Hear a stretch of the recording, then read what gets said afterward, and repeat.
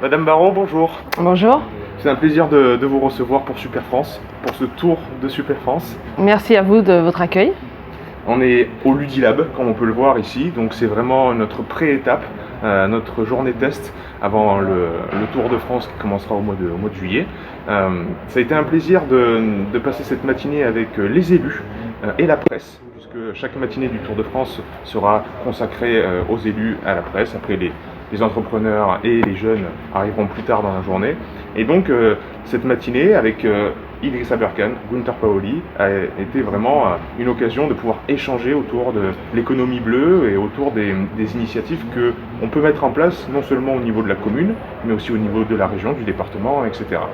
Est-ce que vous pouvez vous présenter en quelques mots et après on va discuter sur ce que vous avez déjà mis en place et peut-être une nouvelle perspective. D'accord, donc Cécile Barraud, vice-présidente en charge des territoires et collectivités au sein du département de la Vendée. Donc on a, vous l'avez dit, plusieurs initiatives, on va l'évoquer tout à l'heure. Nous on est présents ici puisqu'on travaille aussi en partenariat avec Rupture, mais qu'on travaille également sur la mise en place d'un plan biodiversité et climat et qu'on est convaincu, et c'est l'ADN aussi je dirais de la Vendée, c'est de travailler avec les entrepreneurs, avec tous les acteurs des territoires pour réussir à mettre concrètement des actions en faveur du climat. D'accord. Vous avez évoqué Rupture, qu'est-ce que c'est ? Rupture, c'est l'association qui travaille justement c'est une association d'entrepreneurs qui concrètement veut mettre en place des actions pour l'économie bleue. D'accord, donc ils ont été vraiment sensibilisés par le message de Gunther Paoli par rapport à l'économie bleue. Et Tout vous, à fait. Donc vraiment à l'échelle du département, vous avez fourni les moyens pour qu'ils s'expriment, c'est ça ?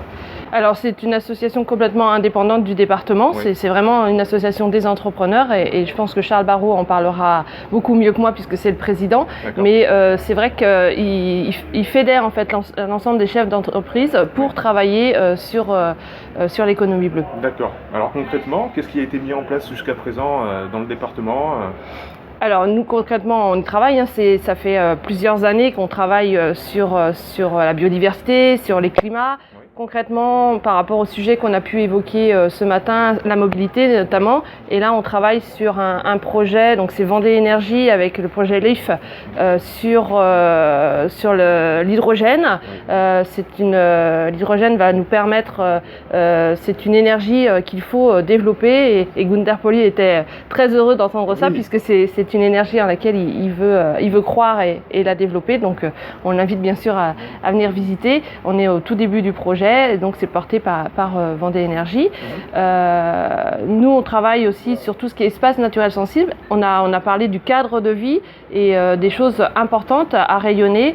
Et c'est pour nous la biodiversité, nos espaces, c'est des choses aussi à préserver, mais pas à mettre sous cloche. Il faut absolument aussi les faire découvrir pour avoir conscience en fait qu'il faut les protéger, que cette beauté qu'on a, que la faune et la flore qui existe sur notre territoire, il faut le préserver, bien sûr en les aménageant, en les faisant découvrir, mais aussi en évitant aussi l'étalement urbain. On en a parlé aussi ce matin et notamment avec les secteurs pour plusieurs générations à mutualiser le foncier pour ne pas s'étendre aussi et préserver ce cadre de vie.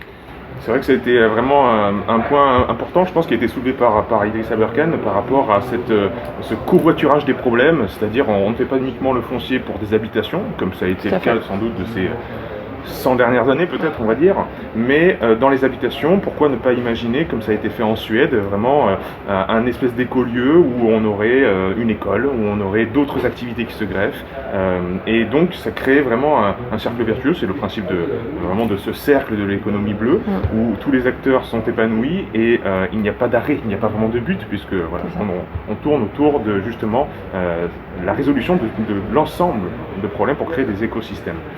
Je me permets de revenir sur ce projet LEAF par rapport à l'hydrogène. Là, au niveau de la mobilité, qu'est-ce que ça voulait dire ? Parce que ce qui a été apporté par Gunther et Idriss ce matin, c'était justement de recycler d'une certaine manière les vieilles voitures en y implémentant des moteurs à hydrogène ou électriques, etc. Et de partager en fait la mobilité entre plusieurs familles, par exemple 3 acheteurs. Si vous êtes 3, en fait, le département, la ville ou je sais pas, l'organisme qui est au-dessus, en fait, vous fait une réduction de 60% sur chaque achat de la voiture, etc. C'est ce qui a été mis en place. Comment ça se architecte vraiment l'IF, la structure derrière ça? Alors l'IF n'est pas sur ce principe-là. Oui. Au niveau de la mobilité et on va dire de la réutilisation des véhicules, Oui. on est pour le moment, on a parlé de l'hydrogène, mais c'est que le garage qui travaille sur la reconversion de ces véhicules a commencé par mettre des moteurs électriques. Et après de l'électricité vient l'hydrogène. Donc là, c'était la première partie, c'était d'abord de réutiliser les véhicules. Donc ce qu'il a fait sur sa première voiture, c'était une coccinelle et qu'il essaie de faire évoluer. Et là, on va essayer, alors je ne sais plus exactement où en est le projet au niveau faisabilité. Ça va être réalisé sur des camions. Nous, on a des camions, les camions d'entretien que vous pouvez voir sur les routes, des camions qui avaient peut-être beaucoup de kilomètres, mais finalement ne roulaient pas, au niveau de la carrosserie était encore très bon. Et donc, on est en train de travailler aussi sur du gros véhicule en fait pour pouvoir réaliser ça. D'accord, c'est vraiment très intéressant parce que c'est vrai que comme l'a souligné Idriss, un moteur qui a 500 000 km, il n'est pas usé par rapport à sa carrosserie, par rapport à certaines pièces qui sont peuvent être encore utilisées. C'est vraiment le moteur qui est problématique. Et si là on avait un moyen de réutiliser et d'implémenter en plus une technologie qui va servir l'écosystème, tout le monde est gagnant, tous les acteurs sont épanouis, dont peut-être le garagiste ou le mécanicien qui, lui, va pouvoir trouver une autre source de revenus, et puis ça va être une autre attractivité pour la région, le département et la commune, d'être aussi innovant. Ça fait vraiment plaisir de voir qu'à l'échelle du département, certaines personnes comme vous œuvrent dans ce sens-là. Vous m'avez parlé tout à l'heure, avant qu'on lance la caméra, que justement, évidemment, une journée, un entretien ne suffirait pas pour aller au fond de tous les problèmes. Est-ce qu'on peut faire un point sur cette matinée par rapport à ce que vous a apporté la rencontre avec Idriss et Gunther? Est-ce que ça a ouvert de nouvelles perspectives, mais aussi les problèmes que vous auriez aimé aborder avec eux et que je vais me faire une joie de leur transmettre? Alors, ce que ça nous a apporté, déjà, c'est un échange très enrichissant parce qu'on peut échanger, que ce soit autour de la table, il y avait des élus, il y avait des entrepreneurs, il y avait des banquiers, mais c'est cet échange qui est enrichissant aussi. On l'a dit, la Vendée a toujours été un territoire où tout le monde s'allie pour avancer, donc c'est toujours toujours enrichissant. Et puis en plus, avoir ce retour d'expérience, des idées en fait. Ce qui était intéressant dans l'échange de ce matin, en fait, c'est qu'on ils nous ont interrogés sur nos problèmes. Et c'est nos problèmes qui vont nous faire avancer et non l'inverse. Souvent, on se dit les problèmes, ça nous fait plutôt reculer. On a toujours peur. Alors que là, là, c'est l'inverse, c'est nos problèmes qui nous font avancer. Donc moi, déjà, cette démarche me parle, quoi. C'est comme ça qu'on peut faire avancer. Et c'est ce qu'on dit souvent aux enfants. C'est pas l'échec, c'est pas le problème. Au contraire, il faut trouver la solution pour avancer.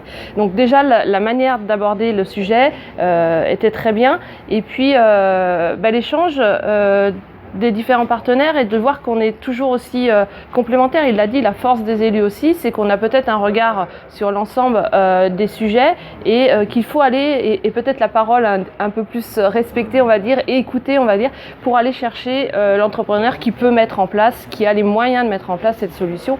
Donc c'est vraiment complémentaire. Bien sûr. Et pour revenir pour les sujets, c'est vrai que 2 heures, ça n'a pas suffi. On avait encore plein de sujets. Moi, j'en ai un sur lequel il faut que la Vendée travaille. On s'y est engagé et on a encore, je dirais, des difficultés à trouver des solutions. C'est la qualité de l'eau. La qualité de l'eau qui est importante à l'heure d'aujourd'hui sur notre département. On a beaucoup aussi de partenaires, de gens qui travaillent sur cette qualité, des gens alors que ce soit les entreprises, parce que de toute façon tout le monde a besoin de l'eau, que ce soit les entreprises, les familles, donc on retrouve l'assainissement, on retrouve le besoin, la quantité, mais la qualité aussi, même si on a déjà beaucoup travaillé sur la qualité au niveau du département grâce à notre syndicat d'eau, mais c'est cette qualité avec un territoire atypique, on dirait plutôt du sud de la France, alors qu'on est dans l'ouest, avec des contraintes et j'entendais Gunther qui disait par rapport faire changer les chiffres quelque part, parce qu'on est pénalisé par ça, et en fait c'est ça qu'il faut aussi faire évoluer. Donc voilà, me trouver des solutions sur la qualité de l'eau, je serais ravie en tout cas. En tout cas, vous avez exposé le problème, puisque apparemment c'est la nouvelle démarche qu'il faut faire. Les problèmes créent l'opportunité, donc maintenant c'est lancé par rapport à cette qualité de l'eau, et je leur transmettrai bien sûr, et on va continuer à alimenter ce tour de Super France en exposant à la fois les opportunités qu'il y a, mais aussi en pointant le doigt sur les problèmes, et c'est ça qui va nous mener vers les opportunités. Merci beaucoup Madame Barraud. Merci à vous.